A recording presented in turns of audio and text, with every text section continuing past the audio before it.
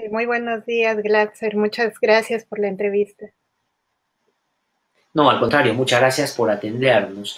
¿Cómo describiría usted lo que pasó ayer en la Comisión de Constitución cuando, digamos, no voy a decir que los que por convicción dijeron no, porque eso no me interesa, sino las abstenciones ganaron, en el marco de la discusión sobre un tema que es en un país como el nuestro necesario y apremiante y que además iba de la mano de lo que ya la población, cuando pidió la reforma política en un referéndum, había entendido como viable? ¿Por qué no se aprobó lo de la alternancia, la paridad y alternancia en el Congreso? ¿Cuál sería su balance? Sí, bueno, yo estoy tan sorprendida como mucha gente porque yo creo que en realidad hay un doble discurso de muchos partidos políticos, ¿no? Que muchas veces están saliendo públicamente a decir que son progresistas, que son partidos pro derechos de la población y cuando se trata de tomar una decisión expresada en un voto, pues tienen este tipo de decisiones ambiguas, ¿no? Me abstengo o en el peor de los casos como los fujimoristas o la gente de Podemos Perú, obviamente están en contra de estas reformas, ¿no? A mí me llamó mucho la atención porque yo creo que esas abstenciones expresan muchas veces este temor por los cambios. Yo creo que seguimos siendo un país muy machista, muy patriarcal y realmente cambiar eso, generar normas que pueda beneficiar de manera concreta a las mujeres para la participación política todavía cuesta. Esos votos de abstención para mí no son más que la expresión de esos temores por los cambios, que son cambios que en realidad generarían una sociedad no solamente más inclusiva, sino una sociedad incluso más democrática, ¿no? A eso no queremos avanzar. Ahora, congresista Mirta Vázquez, pero ¿qué es posible hacer ahora que no se ha aprobado? Ya se ha presentado un pedido de reconsideración, ayer lo difundió el congresista Gino Costa, que votó junto con ustedes para que se produjera este cambio que usted refiere. Eso es posible porque han quedado, solamente para que nuestros televidentes puedan ver el contexto, 9 abstenciones, 8 a favor y 4 en contra. Es posible que en la reconsideración logren, valga la redundancia, algunos reconsiderar su voto de abstención, porque los duros que están en el no me parece que se van a mantener, pero de que puedan convencerse algunos y puedan sumarse a las filas de los que quieren que se produzca este cambio. Mire, yo creo que es posible de que en algunos partidos políticos se reflexione el voto, ¿no? Por lo siguiente, gente como los congresistas del FREPAP se abstuvieron bajo el argumento de que ellos querían que se elimine el voto preferencial de manera conjunta. Ahora, lo que se explicaba, y yo creo que eso todavía no lo tienen muy claro, es que el voto preferencial está eliminado. Lo que pasa es que estaba el voto preferencial se había eliminado al aprobar las elecciones primarias. Como ahora las elecciones primarias están suspendidas, claro, tendríamos que tomar una decisión sobre específicamente la suspensión del voto preferencial para estas elecciones. Pero en el peor de los escenarios, lo que pasaría es que las elecciones primarias están suspendidas solo para esta vez. Si aprobamos esta reforma de paridad y alternancia en la siguiente elección, se va a Uh -huh. volver a recuperar la suspensión de las primarias y con eso la suspensión del voto preferencial. Entonces, no hay ningún problema, yo creo, con que se apruebe esta norma. Es verdad lo que dicen ellos, que viene amarrado con el tema de que si no se aprueba la eliminación del voto preferencial no es real, pero ojo, eso se puede discutir o en un dictamen aparte o en el peor de los escenarios, pues esto de la eliminación del voto preferencial se va a retomar cuando las elecciones se normalicen, digamos, ¿no? Entonces, ¿cree usted o alberga la posibilidad de que efectivamente ese voto no es un voto duro contrario a la paridad? Porque además en el FLEPAP, hay que decirlo, hay varias mujeres que han sido elegidas con mucho esfuerzo, además en esta agrupación política, ¿no es cierto? Pero que puedan finalmente, al encontrarse una fórmula para que se cumpla lo que creo que todos coincidimos, ¿no es cierto?, que se elimine el voto preferencial, puedan ponerse del lado de la paridad. ¿Cómo vamos con los tiempos? Porque es fundamental también en una situación como esta hacerlo rápido, porque si queremos que se aplique el 21, tiene que hacerse pues antes de que ya estemos en el proceso, con el proceso en marcha. Sí, nosotros como Comisión de Constitución estamos trabajando en realidad bastante, de manera bastante fuerte. Y justamente ayer el presidente de la comisión, que tengo que reconocer que Chejade, el presidente Chejade, ayer incluso ponía los plazos y decía nosotros a más tardar la próxima semana tenemos que aprobar todo el paquete de reformas en relación a las próximas elecciones y eso incluirá discutir específicamente la eliminación del voto preferencial.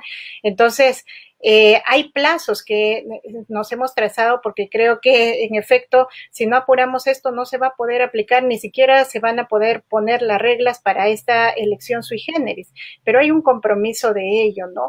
Hay un compromiso de ello, también depende de quienes somos parte de la comisión.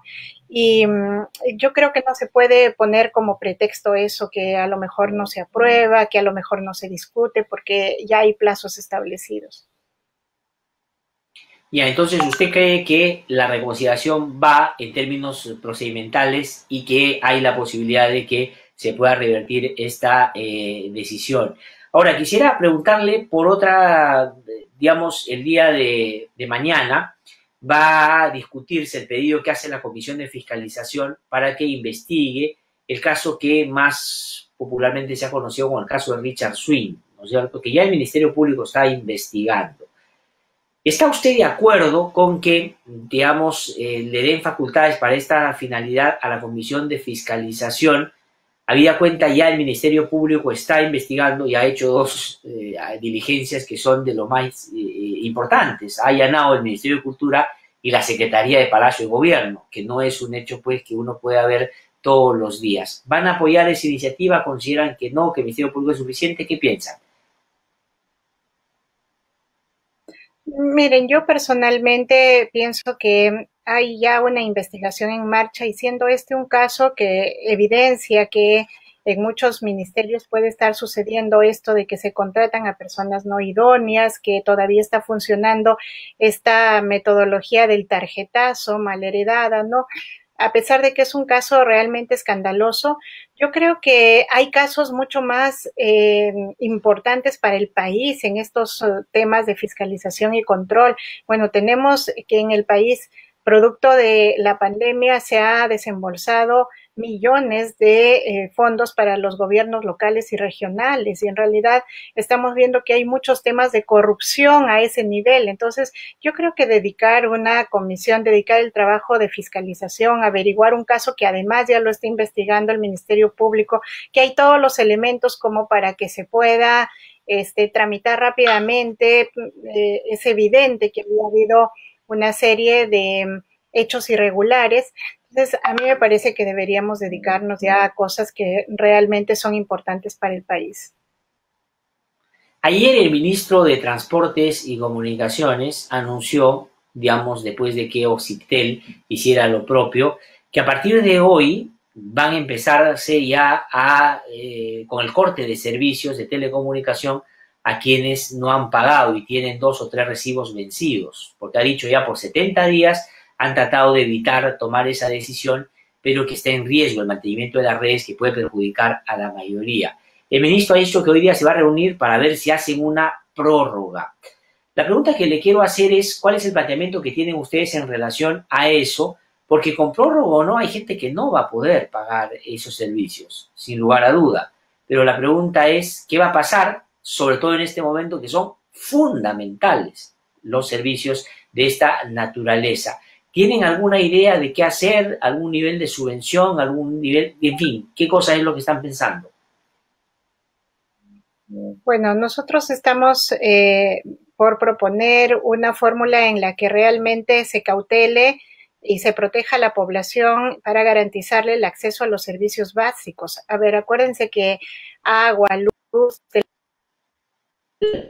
la gente, por ejemplo, que tiene telefonía celular, de la telefonía celular depende mucho incluso el acceso a Internet. Ahora, por Internet incluso mucha gente que no tiene Internet propio, digamos, está dependiendo de los teléfonos incluso para la educación de los hijos, ¿no? Entonces, a mí me parece que es terrible que en este momento se esté pensando más en las empresas. Yo escuchaba a los funcionarios de Oxitel diciendo, pero las empresas también necesitan en este momento liquidez para poder seguir funcionando. No, por favor, no son empresas pequeñas que dependen de los pagos de cada día, ¿no? Son empresas que realmente transnacionales, que tienen fondos suficientes, seguros, etcétera. Entonces, no nos pueden venir a decir, bueno, pues porque hay 70 días que no han pagado, vamos a cortarle, proceder al corte de estos servicios. ¿Saben por qué? Porque también la crisis continúa, no es que la hemos superado, no es que estamos ya en una etapa en la que hemos superado esta situación, ya tenemos ingresos, entonces que paguen, ¿no? No es así. En este momento todavía, imagínense, hay gente que ni siquiera le ha llegado ninguna subvención, los bonos que han sido todo un fracaso, estos bonos fraccionados, no le llegan a la mayoría de población, no tiene para comer, imaginen ustedes para pagar un servicio como el de telefonía, ¿no? Sí. Ahora, en la agenda en el Congreso de la República también ha quedado pendiente y no sabemos si le van a dar pase a aquello, la discusión sobre la permanencia o no de algunos directores del Banco Central de Reserva. Se hablaba del pedido de que salgan tres, Rafael Rey, Klimper y el señor Cuba. ¿Cómo va eso en el Congreso? ¿Se va a hacer? ¿No se va a hacer? Ese es un pedido que ya algunas bancadas habían anunciado iba a ser prioridad también en el marco de un contexto como este, donde se requiere, digamos, gente capaz para poder tomar decisiones a ese nivel, pues parecería que aquí no solo no hay esa capacidad en esos casos, sino además por los cuestionamientos severos que hay en torno a ellos. Sí, respecto a eso yo creo que sí es una urgencia, ¿no? Y eso es una urgencia en el marco incluso de la gobernabilidad del país, porque vemos a esas personas que están al frente del Banco Central de Reserva, que son personas que en principio altamente cuestionadas, pero que entraron ahí sin ningún tipo de calificación, ¿no? O sea, ¿qué tipo de expertise tenía gente como Rafael Rey como para manejar un sector tan sensible, digamos, ¿no? Eso es un tema que ya viene desde hace mucho tiempo, que además expresa toda esta suerte de digamos, política en la que se beneficiaba y escandalosamente se prefería a algunas personas para asumir cargos que viene del periodo pasado y que realmente no deberíamos mantener. El símbolo, cambiar a esas personas también es un símbolo de cambio para este nuevo periodo en el que queremos de alguna manera generar nuevos escenarios, despercudiéndonos de esa corrupción escandalosa que hubo, ¿no? Sí, congresista Vázquez, quería preguntarle también por lo que fue, digamos, al pedido del Ejecutivo del voto de confianza, el Congreso terminó dándosela, ¿no? Pero llamó la atención que en el Frente Amplio, que suele ser, no solo en esta versión, sino en la versión previa, una agrupación en ese sentido más compacta, coherente, en términos de votos homogéneos, uniformes, ahí a la congresista Rocío Silva Santisteban se ha abstenido en la decisión que ustedes habían previamente tomado de no darle la confianza. ¿Qué advierte eso? ¿Cuál es el matiz que llevó, digamos, a una actitud de esa naturaleza? Y si esto es como algunos dicen que hay ya algún tipo de divisiones dentro del Frente Amplio.